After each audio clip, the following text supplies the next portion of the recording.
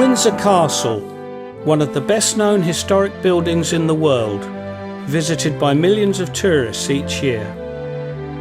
The castle and the nearby streets that grew up to serve it make up the Windsor the world knows, and in recognition of this fame, the Royal Borough of Windsor and Maidenhead made this part of the town an outstanding conservation area in 1974. The buildings here in High Street and Thames Street have to be painted in prescribed colours, and any application for the slightest change to them is looked at very closely. But take a walk down the hill from the castle gate and you find yourself in a different Windsor. This is Pesce Street, the workaday shopping street of the town, with Marks and Spencers and Woolworths and local shops traditionally used by Windsor people rather than visitors. In recent years, the increasing influx of tourists and the activities of property developers have combined to put this street and its businesses under pressure to change. In 1977, Pesce Street was also declared a conservation area, although without the outstanding status of the High Street. But in any case, this protection came almost 10 years too late for the Star and Garter, one of Windsor's most famous old inns. Generations of Windsorians had gathered there, in the 1940s to watch Sugar Ray Robinson's spar in the gymnasium, and in the early 1960s to see and hear an unknown rock band called the Rolling Stones. Today, there's no Star and Garter, no boxing or rock and roll. Instead, we can marvel at these three shops, as elegant as a row of cardboard boxes. The brewers who sold off the Star and Garter and the property developers who rebuilt on the site not only robbed the town of a fine pub, but also destroyed a potentially very profitable asset. The Star and Garter would have made an excellent steakhouse, and a few years later another company converted this former boot store in Thames Street into one. Across narrow Goswell Hill from the old Star and Garter site is a listed building, formerly a grocery shop, which is now, with the joinery works behind it, being converted into a number of small shops and offices. A Windsor councillor recently described the demise of the joinery works as a tremendous planning gain, and the planning department believed that this long-established business was inappropriate to a conservation area, whilst tourist shops would enhance it. But isn't this too narrow a view of conservation? Surely there should be a place for small traditional industry within a conservation area, the more so as it would be fulfilling a practical need rather than serving the tourist trade. I would argue that little workshops like this would help keep alive the real character of a small historic town. Or does conservation have to mean gentrification in Windsor? For more than 10 years, Windsor was short of everyday practical shops, particularly grocers. This new £10 million shopping precinct, King Edward Court, just off Pesce Street, is the main part of the town's current bid to remedy this deficiency. The proud council described the development as the jewel in the crown of Windsor, and I think you'll agree is certainly more attractive than most modern shopping developments. There's little use of the prefabricated materials so often seen in modern precincts. Instead, we have individual buildings in human scale, with different coloured brickwork and half tiling. There are traditional features such as balconies, jetted buildings and archways. Some of the shop fronts have a traditional look too, but there's nothing falsely quaint. This precinct doesn't pretend it isn't modern.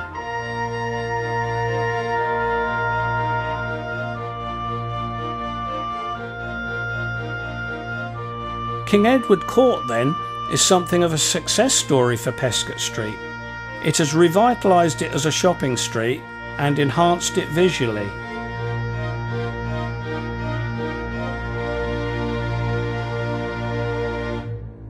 The only direction from which King Edward Court is not an attractive prospect is from here.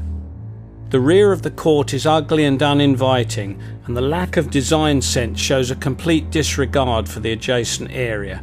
Aesthetically, this jewel has turned its sparkle away from residential Windsor.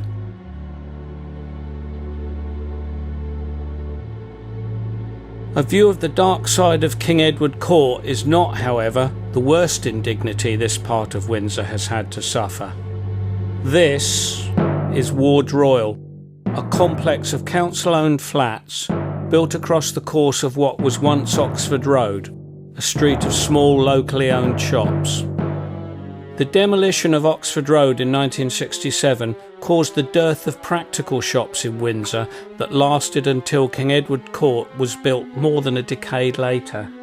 300 dwellings, most of them houses with small gardens or yards, were demolished here, and by building the 280 flats of Ward Royal, the council actually managed to rehouse fewer people by building at a higher density. And of course with no private gardens, but plenty of leftover no man's land. Ward Royal, which won a design award from the Ministry of Housing, has also been a financial embarrassment to the council, as the rents are too high for most people on the waiting list, so the majority of the flats are rented out at market value.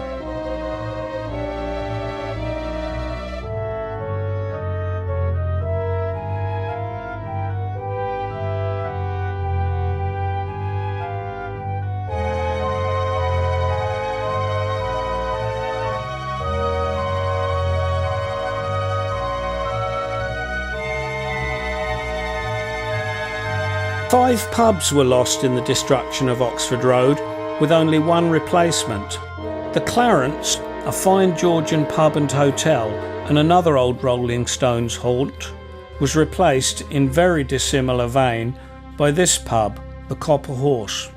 Which would you rather drink in? The second thrust of Windsor's retail revival is the Barker's Garage development in nearby William Street. This complex, opened in 1979, contains offices, supermarket, nightclub, garage and 300 parking spaces. Blazer's nightclub occupies the site of the Falcon, a 200-year-old pub demolished for the scheme. The Falcon was a plain and simple pub, but very popular with soldiers and young people. Early in 1977, when it closed for the last time, regulars organised a sit-in outside the pub, but to no avail.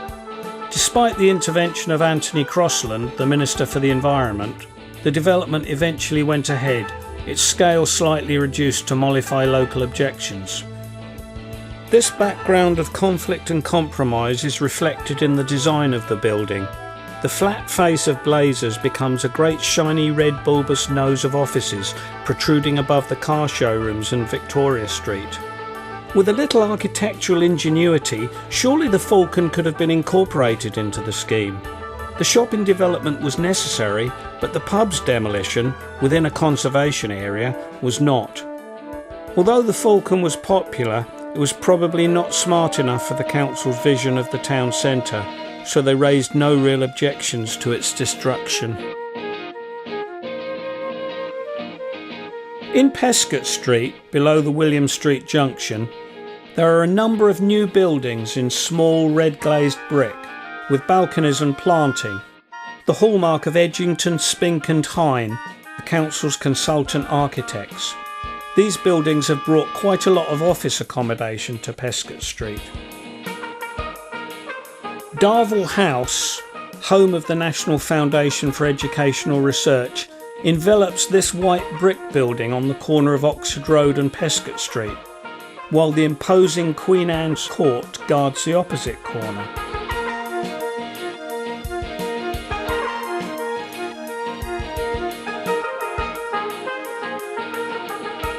These buildings are in a strong architectural style, and their individual power and sheer weight of numbers have created a new atmosphere in this part of Pesce Street. But it's quite out of sympathy with the rest of Lower Pesce Street, which is very humble in scale and style. The new buildings seem to have been designed and built without any consideration of their surroundings at all.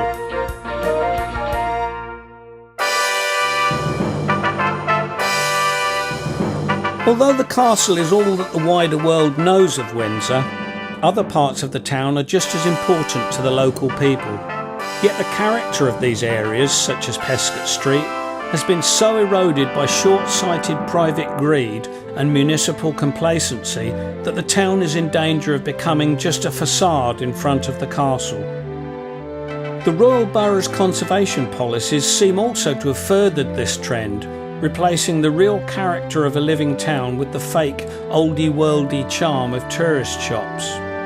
King Edward Court has put the shopping heart back into the town, but the increasing pressure from tourism and office development and the council's rather selective conservation policies mean that Windsor continues to lose genuine local character and is well on the way to becoming a cardboard cutout of a town.